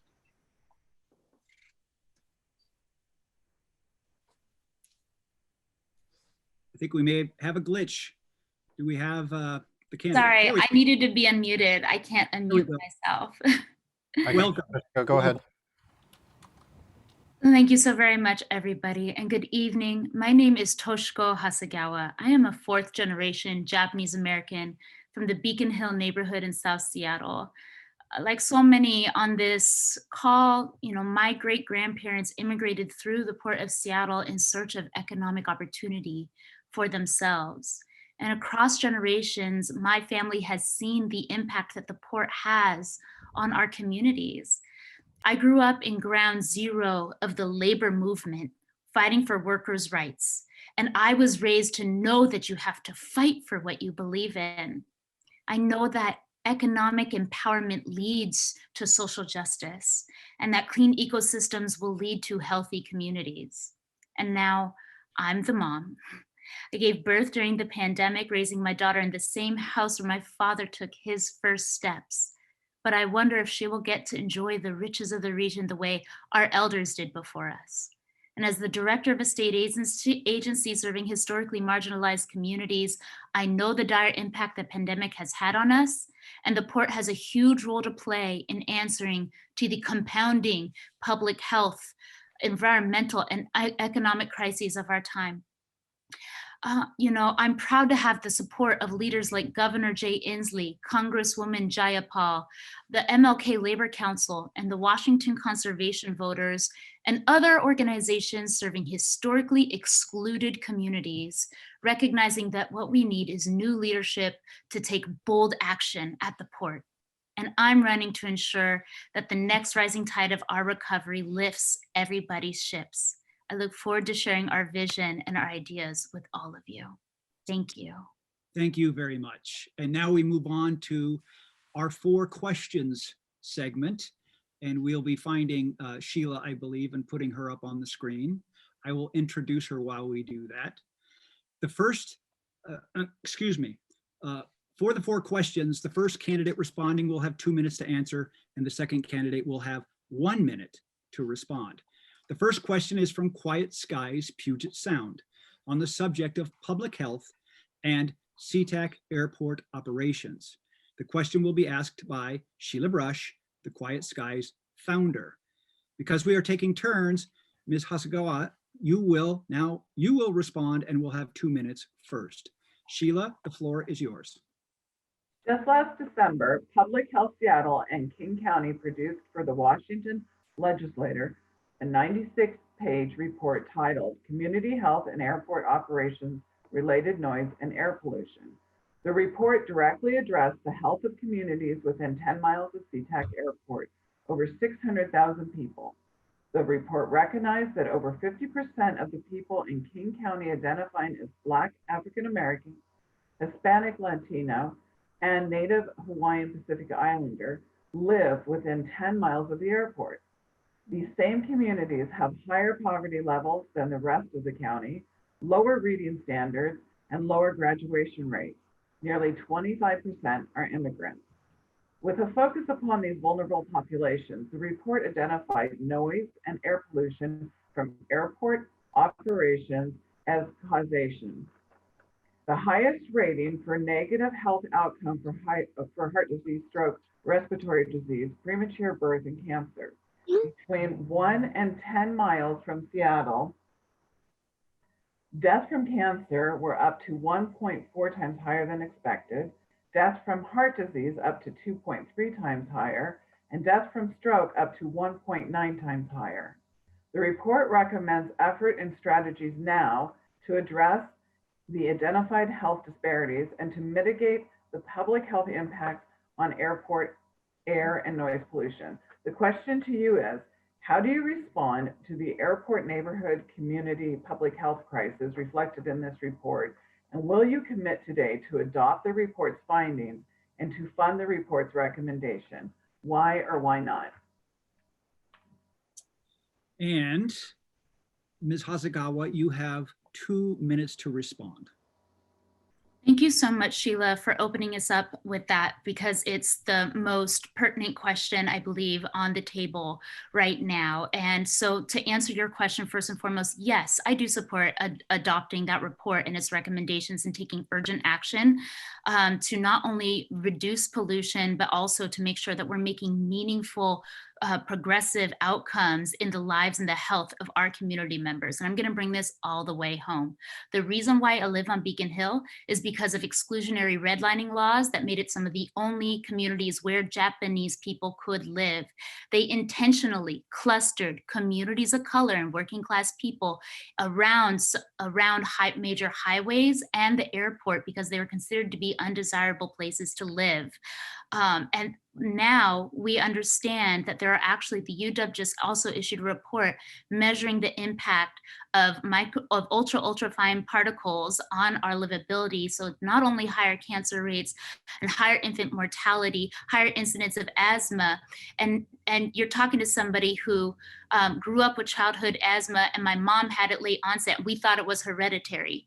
You're talking to somebody whose neighbor just died from cancer, and my mom just beat cancer. You're talking to somebody who literally lives on the flight path of these airplanes. And the reason why I lose my Wi-Fi connection so much is because they fly so close over our heads at 1.5 minute intervals, not during peak. At its peak hours, they will fly at even 2 planes concurrently, some federally approved distance apart. These are urgent matters, not just for public health, but in the livability and the experience of our community members. Losing a Wi-Fi is an inconvenience, right? Sound pollution, my baby that I just gave birth to during the pandemic, waking up because of the noise is another, but it's the measurable health outcomes due to due to systemic racism. And it's high time we take urgent action because these communities have the proximity to the issue. They feel it first and they feel it most, and they feel it hardest. Thank you for your answer. Mr. Steinbruck, you have 1 minute to respond. Well, great. And I agree with everything my co-candidate said. She's right on the mark. But I would ask her more specifically, and I have read the health disparity study, which relied on existing data and had some very important, strong recommendations, which I support. But let me ask you, Ms. Hasegawa, what would be your number one priority with regard to those recommendations? What would you call out among the recommendations as the first priority that we could get started on right now? Are you ceding the remainder of your 30 seconds to Ms. Yeah, Hasegawa? I am, and she can have my extra 30 because I'm a good guy. If you would like another 30 seconds, you're welcome. All right, no, that's what I wanted to ask. I got my question across. That's No, all I I need. was talking to Ms. Hasegawa. Oh, okay, she can have my extra 30 seconds. We just have to unmute her, I think. Yeah, I didn't have the power to unmute myself. Well, first of all, I'd like to acknowledge that all of us are on stolen land. And it is the tribes who are the original caretakers of this land with the wisdom on how to be able to restore its vitality. So I would like to, the first and foremost, the thing that we do as we get to work on cleaning up our ecosystem and cleaning up our air is sending a memorandum of understanding with the tribes that will codify when and how often and on what sort of projects we partner with them on in order to make sure that we are revitalizing our mother, the giver, Earth. Thank you very much. Okay, thank you. We're going to move on to our second question. If we have Maritza available on screen, I will make this introduction to the second question. It's from Maritza Lauriano Ortega, Environmental Justice Coordinator for El Centro de la Raza. Mr. Steinbruck, you will respond first and you'll have 2 minutes. Maritza, welcome. The floor is yours. Yes, the over 250,000 of people that SeaTac Airport impacts include 50% people of color, and more than 1 out of 4 are immigrants and refugees. Our communities are more vulnerable, as shown by the COVID pandemic experience of higher rates of infection, hospitalizations, and deaths that is statistically significantly higher than the white population in King County. Beacon Hill, Duwamish Valley, Chinatown International Districts, and parts of these Rainier Valleys are under the flight pact. At our beloved Beacon Hill, airplanes fly as often as every 1.5 minutes to 3 minutes. What will you do to mitigate the harsher impact on our people of color, immigrants, and refugee communities to help us become more resilient? Thank you for the question. Mr. Steinbruck, you will go. Sure, Maritza, thank you very much. I'm sorry. Just Mr. Steinbruck, hang on just 1 second. Okay. I'm getting texts that we're all, me and everyone, talking too fast. Oh, okay. I'm sorry. I apologize. It's not just you, and it's everybody. It's the shortness of time that we feel, you know, we're going to pressed. focus on what do we say? We're going to focus on quality and not quantity. How about that? Now you have 2 minutes, Mr. Steinbruck. Take Hola, Maritza, ¿cómo estás? Pleased to meet you, and thank you for the question. I am deeply committed to working to address the disparities that are deep, broad, and historical. And it's why, for one, in the first year of my election to the Port Commission, I initiated the South King County Community Equity Fund to support airport impacted communities. We have revisited that program to expand it to support including Beacon Hill, which originally it was focused on South King County. And I did that. No one else thought of it. Nothing this size has ever been done before. And no, it is not a one-time fix. It is long-term, and I am now proposing an additional 10 million and an additional 5 years beyond the 3 remaining to support airport impacted communities, and that will include Beacon Hill. We know of the disproportionalities. The facts demonstrate that. The data shows it, and we have to do much more. That is my solemn commitment to you, to El Centro de la Raza, and all of the communities on Beacon Hill, as well as all of the communities in South King County, which is why I am particularly pleased to be working with Quiet Skies and the communities represented here to identify specific concrete solutions, such as what was recommended in the health disparity study that I'm sorry, didn't hear my co-candidate respond directly to those recommendations. I had hoped to hear what she thought was the highest priority, but I didn't hear that from her. And I would like to know. 10 seconds. Okay, I'm sorry. So I am pushing for another 10 million 5 more years, which would take us out 8 more years to continue the work to support the communities, largely communities of color, disadvantaged, that have been impacted environmentally by the effects of the airport and all of the other causal relationships that we know do exist that have created these disparities. And thank you. And Ms. Hasegawa, you have 1 minute to respond. Well, you know, an equity-centered approach means empowering the voices of people who have been disparately impacted by the port operations. And so I think first and foremost, we need to make sure that we are implementing the list of demands that were made by community, which includes incorporating a policy from the Port Commission that will require both a racial impact statement and an environmental impact statement for every single proposed project. The port has expanded its operations. It's tripled in size since the 1970s. You know, in the SeaTac airport itself has the highest growth in aircraft movements in the nation, and at almost 22%. And so, you know, as we're making sure that if we are going to continuing to accommodate the demand in air travel is not sustainable when it comes at a human cost. And that human cost is literally death and infant mortality and higher incidence in asthma. And so we need to make sure that as we're making plans to be able to grow out, that we're actually doing it in a way that is more sustainable. And that means investing into what we need to in order to transition our fuels, transitioning as out of a fossil fuel paradigm. Thank you. We're going to move now to our third question. Okay. And it is will be asked by Michael Renaissance, co-lead of 350 Seattle.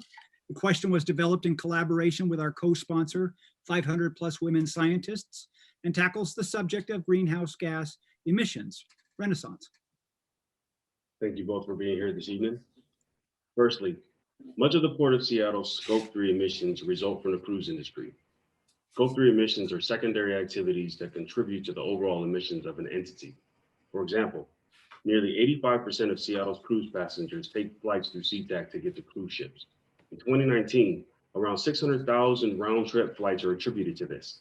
When cruise ship emissions and the emissions of their associated flights are counted, the climate pollution equaled about 1/3 of the pollution of the city of Seattle in 2019. In addition, the port's attempt to meet Goal 4, Objective 9 of its Century Agenda using alternative fuels to reduce CO2 by obtaining mixed biosourced methane, so-called renewable natural gas, with existing fossil fuel violates Objective 11 to reduce air pollutants and carbon emissions. RNG is a potent greenhouse gas that's 86 times more powerful than carbon dioxide. It's a health hazard producing smog pollution, noxious gas, and fine particles. Lastly, the port's proposed expansions of these industries will only compound noise, air, and other environmental pollution. The economy is important, but not at the expense of our health and well-being.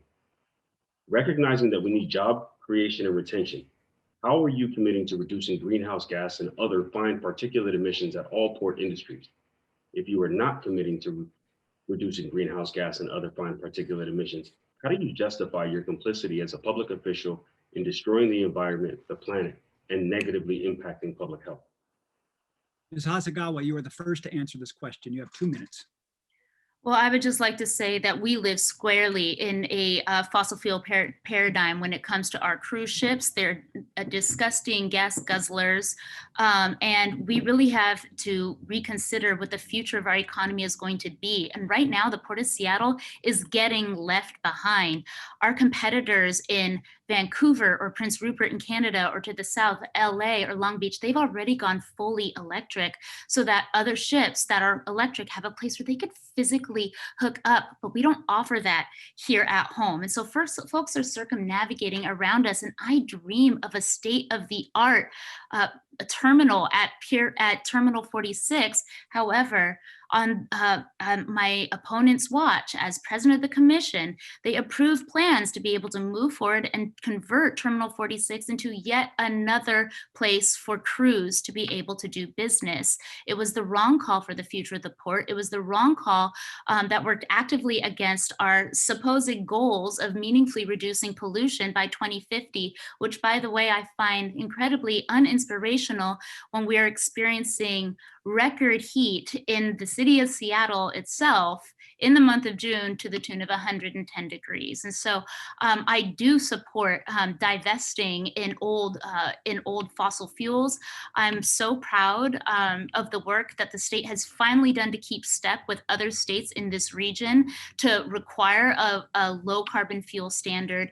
I would love to see us use federal grant funding to support fuel switching to more sustainable sources. I would also love to see us move away from air traffic and those sorts of trips by embracing big picture infrastructure like high-speed rail that could either be fully electric or it could be magnetized. I mean, there's a huge need for us to more meaningfully connect our region, not just through moving cargo, but also passengers, which is also going to address issues of mobility and congestion from the highways that impact the quality of life for South King County residents. Thank you for your answer. Appreciate that. Mr. Steinbruck, you have 1 minute to respond. Okay, well, first of all, the Port Commission never approved any expansion of the terminals at T46. That is an outright falsehood. I have never voted in favor of a T46 cruise terminal. In fact, I passed a policy directive last year to stop the staff from pursuing any further expenditure whatsoever in any consideration. And at this time, I do not support an expansion of the cruise terminal. I will be clear about that at 46. I would much prefer maritime cargo to continue the traditional uses there that support our communities, our jobs, our dock workers. So let's be clear about that. With regard to greenhouse gas reduction, I did not join the port to advocate for more production of greenhouse gases in dirty industries. I joined it as an environmental leader and champion to curtail those reductions. And I have many plans for that, which I would love to articulate. Thank you, Mr. Renaissance, for the great question. And thank you, candidates, for those great answers. Appreciate it. The fourth question tonight will be asked by Paige Robertson, who is affected by living under the flight path and is an informed climate and justice advocate. Paige, you have the floor. Thank you. We understand that air and noise pollution from airplanes already harm our parents and us and the planet. We are learning that SeaTac Airport wants to expand so it can service the 40% increase in takeoffs and landings. Why would you want to do that when it is already harmful to our health and the planet? And what will you do as Port Commissioner to prevent this added harm and tell us you care about our generation who has to live with all this mess? Mr. Steinbruck, you get 2 minutes. Let me just pause for a second so I can contemplate the question here. What would we do to curtail airport expansion? Is that the question? Okay, so airport travel demand is driven by travelers. And yes, the port is an enabler as the owner of the facility, but we don't drive demand, number one. It's up to you and me to curtail, as a matter of personal responsibility, our greenhouse gas footprint, our ecological footprint. We can do that by reducing our constant, demand for more consumer goods, for more auto trips, for more travel trips. Those are the things that are the biggest scope 3 generators of greenhouse gases. But the important issue, particularly here tonight, is the air pollution and noise impacts that impact disproportionately, I will absolutely acknowledge, on local airport communities. And I am working assiduously to address those impacts through an immediate set of strategies that I would love to have more time to share with you as to what we can do. Why I spent 8 hours listening to the Air Aviation Impact Summit Part 2 and Part 1. Part 2, this last set, are the only elected from the airport, from the commission or candidates who did devote that time. So I can work hard to be responsive to our airport communities to do exactly what you're asking us to do, to find better solutions. And I will be honest and open and transparent about that. And I will work with communities and I will listen to you, as I did in my first election and my first campaign, in which I was endorsed, I believe, if I recall, by the Quiet Skies organization and Sheila Brush. And I have worked assiduously to address these issues as a responsible elected, and I will continue to do so. Thank you. And thank you. And Ms. Hasegawa, you have 1 minute to respond. Well, you know, I grew up on Beacon Hill going down to the Duwamish and buying fish from the natives off the docks. I grew up watching the resident orcas in the Sound. And now the Green River is one of the most endangered rivers in the United States. You know, we have disparate outcomes in education for our students, and it's all correlated to higher exposure to pollution. And so, you know, I'm deeply concerned that whereas the current port commissioners will talk about how they want to be our champions, they will also approve or entertain the thought of clearing out some of the only green space that the city of SeaTac has in order to create space for a parking lot. It's the wrong idea, and it doesn't present the sense of urgency to address these issues that community has been screaming about. We've not been silent. We've not been missing from the conversation, but our voices have not been honored. Response? Nope, but you will get to ask a question shortly. You'll be, your dream will come true. You will be. All right, I'd love to respond to that one, so thank you. Now is the time for the 5th question. It's a question that each of you can ask of the other. You will have up to 1 minute to frame and ask your question, and your opponent will have 1 minute to respond. And Mr. Steinbruck, you are going first. Sure. Well, since this is Quiet Skies, and believe me, I believe everyone should have a quiet, peaceful night of sleep. All of us, every community, and all of us should live in healthy communities of with clean air as an essential necessity, human necessity. And so I would ask my co-candidate, tell me what is defined by DNL, and what is it used for, and what is the problem with it? What are the shortcomings?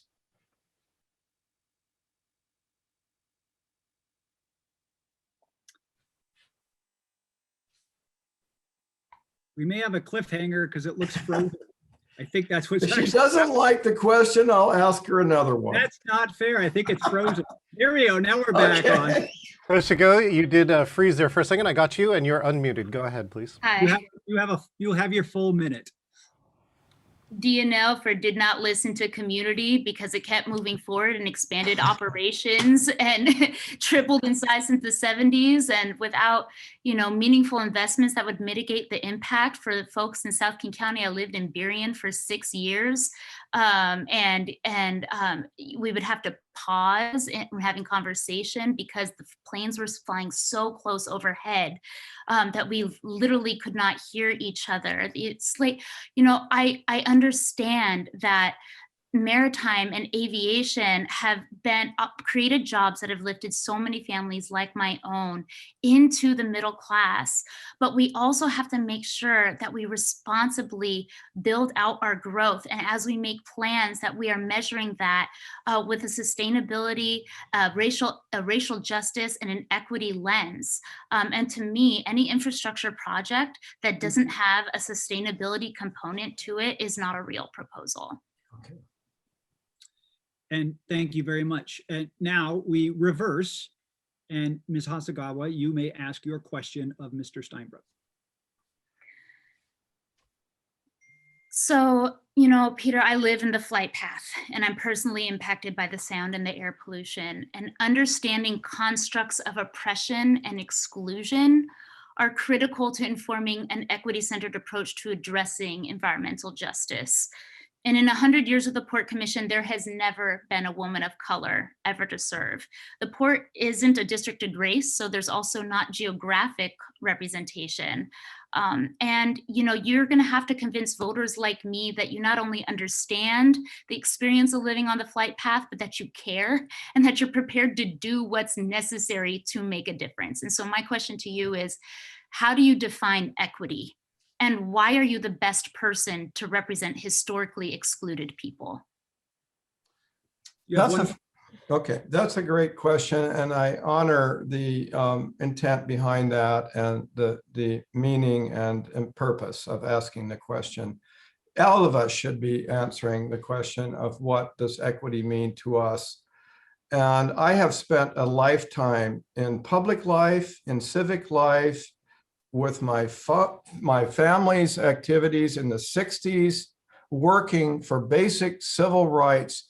We used to use the term equality and opportunity. When I was a child in the Rainier Valley, excuse me, my parents were in the Rainier Valley, my Harrison Valley, I learned one thing at Harrison School, where I was a minority of two in a predominantly Black, poor, underserved community in the Central District. When everything was segregated, I learned about what it meant about racism, inequality, and the lack of equity. And I have devoted my life ever since then to rectifying those wrongs. Thank you. Thank you for your answer. We're going to move to our final segment of the debate. It's called a lightning round. This is where we get to use our thumbs in a on-screen thumbs up or thumbs down so that we can quickly move through these yes or no questions. Number one. Practicing. We're practicing. Number one, and I'm going to ask the same questions that we asked earlier this evening to the candidates. And it looks like we might have one or two new questions that got thrown in that probably came from our audience, which is wonderful. Number one, will you as commissioner support the Port of Seattle and SeaTac turning North SeaTac Park into a parking lot? Yes or no? No, into a parking lot. No, no, no. If I heard the question right. That is unanimous. I wish I could answer. Question number two, as Port Commissioner, will you authorize dollars beyond those already allocated and beyond incoming grants to help airport impacted communities of color, immigrants, and refugees become more resilient? Yes or no? That is a unanimous thumbs up. Here is a question I believe is from the audience. Do you support moving cargo flights to another location outside of King County? Yes or no? That is a thumbs up. One more, I believe, from the audience. Will you as a candidate agree tonight to cut port emissions by 25%? Yes or no? That is a unanimous yes. It looks like the mics are off. People want to say yes. People have wanted to do this and comment, but maybe we have people who can lip read as well. But we are seeing your thumbs up and your thumbs down, and that's much appreciated. Final question in the lightning round. Will you meet with the organizations that have sponsored this forum within the first 30 days after your election to begin your specific engagement with our communities? Yes, and I have been doing that consistently. Okay. Well, candidates, Commissioner Steinbruck, Challenger Hasegawa, thank you. And please, everyone in the audience, join me in thanking our position for the final two candidates for this evening's forum with a big virtual round of applause. May I offer thanks to my co-candidate here for her courage and for her commitment to improving communities and her values that she's expressed. I wholeheartedly support them. And thank you to everyone. And now your reward will hopefully be a link to a straw poll that will appear in the chat box. And you can get to tell us which candidate, based on tonight's debate, you are most likely to support. And thank you again, candidates. What an informative evening this has been. We are so grateful for all of our volunteers and for our sponsors. But you know what? Wait, there's more. I am delighted, and I hope that we have Aurora on screen. If she is nearby on mic and on screen, I am delighted to introduce our special commentator for this evening's forum, Aurora Martin. Aurora is here representing the Duwamish Tribal Services Board. She formerly served as the executive director of Columbia Legal Services. Everyone welcome Aurora, yay. We're glad you're here and we're glad you spent 2 hours waiting to come and talk to us tonight. Welcome. Thank you for having me. So thank you for watching. You've been watching now for somewhere north of 90 minutes. We're hitting 2 hours. We've seen 3 debates. What are your general impressions tonight? What comes to mind first for you, having watched these debates? Well, you know, first of all, I do want to emphasize the fact that I'm here as the friend and board member of the Duwamish Tribal Services and Advisory Council to the Duwamish Tribe. Just as Ken Workman started out with a blessing and a greeting on behalf of the Duwamish Tribe, I think it's very notable that the Port of Seattle, whose namesake comes from Chief Seattle, the maternal tribe of the Duwamish, it's incredibly important that when we think about equity, when we think about economic inclusion and resiliency, and the fact that the Duwamish River is one of the top Superfund sites that the Port of Seattle has jurisdiction over, the Duwamish people are still here. And the fact that they are still unrecognized to this day as a treaty tribe is a lot of, there's a lot to unpack there, because it is actually metaphorical for the fact that it does take courage, and it takes courage to make some tough decisions about equity and environmental justice, and to understand what reparations means, and to understand what it is to address the issue of environmental health disparities and economic resiliency, and that what must be sustainable must be equitable. So some of my comments, actually, I know that we've actually spent a lot of time on the airport and cruise line pollution issues, but I do want to note that, you know, a lot of people are now really spotlighting the fact that issues of environmental health are all connected and intersectional. And so it's incredibly important that we have the right leaders in place who understand and have the experience and the expertise of intersectionality, and to unpack the complexity, and to most of all have the courage to think that innovation as well as environmental health go hand in hand, and it goes right directly to engaging with the communities most impacted.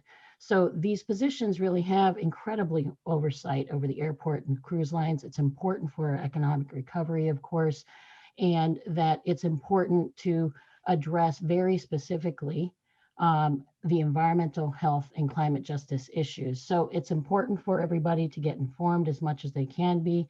We are at a moment where we have to actually be as intentional and courageous and I think hopeful as we can about the fact that what is sustainable must be equitable, and that it's not just about throwing resources at the communities most impacted, but it is about engaging with them, because innovation as well as sustainable practices is actually happening right now. And so there is a bit of courage and humility that I think is going to be required in discerning the right candidate. So I thank you for this opportunity to share my thoughts. Sure, certainly, and thank you for sharing them. In terms of some of the issues that you just talked about, you know, equity, innovation, the public health, all of those factors, those were topics tonight. taking it back to what we saw tonight from the candidates, did any of the candidates stand out for you in a way that maybe you hadn't expected, or maybe they exceeded your expectations, or you were disappointed? Talking about the debate specifically. Well, I think that the issues with regard to accountability were important debates. And I'm very careful about pinpointing which particular candidates for me actually resonated, because I'm mindful of the hat that I'm wearing as a Duwamish Tribal Services board member.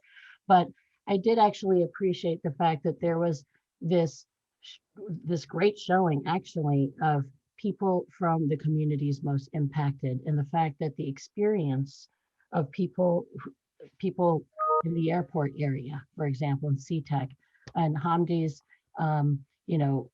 story about the fact that she actually has the experience to be able to lead in this area because she knows. I mean, I think that that's a powerful set of stories that will inform the kind of public policy decisions that need to happen.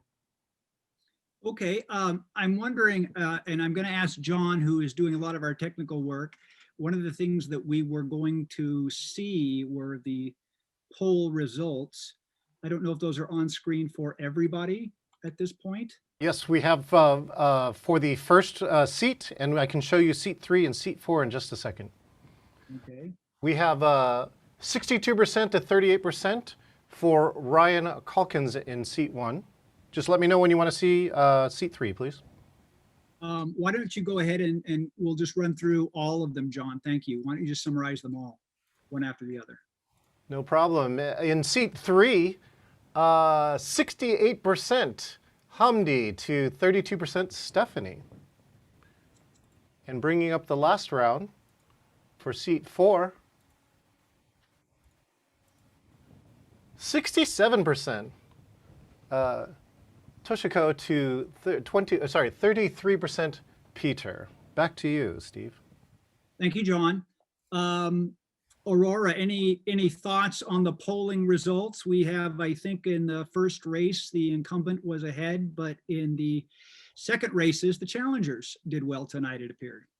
Well, and I think it reflects what I just said, which is from the communities most impacted, there is definitely a turning of the tides about the fact that the expertise that is needed today requires a really firm understanding of the intersectionality of the issues, to be able to understand that the environmental health disparities, as well as the economic resiliency solutions and the alternative energy issues, that's all intertwined in the fact that I'm not surprised, I guess, that Toshiko and Hamdi, for example, have come out ahead in this quick poll tonight.